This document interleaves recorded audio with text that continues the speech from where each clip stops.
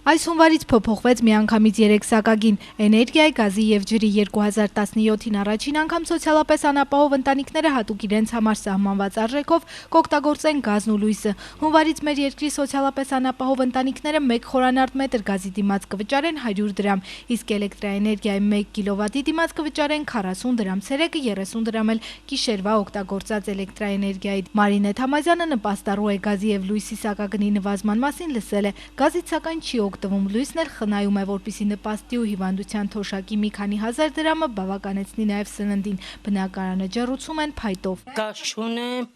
մենակ լույսի տակ եմ հուսին ապրում։ Իմ թոշակը 16,000, նպաստս 18,000։ Դրանով յոլա եմ գտել։ Ասեմ դեմենա վերնցրծո կտրեմ, կոյնա կայնամ, բանը տան վարձերը բանը փակեմ։ Փայտը եղբայրս իր հիվանդալով գնում այս անտառնիցը կտրտամ բերեմ։ Չէ, գազ չեմ, բայց լույսն էլ խնամում եմ։ Նել ապրիմ էլեկտրիկը, որ մի բան չասել, ասենք ուշացնում եմ փողը, տան եմ մոծում, ասում եմ ապրես, ոչ իմ լույսը չանջատեմ։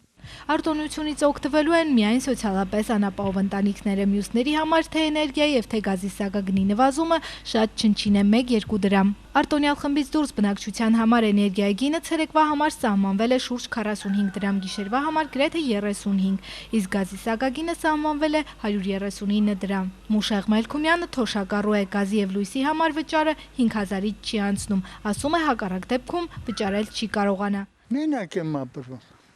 Առավոտը դուրս եմ գալի, գնում եմ թափառ,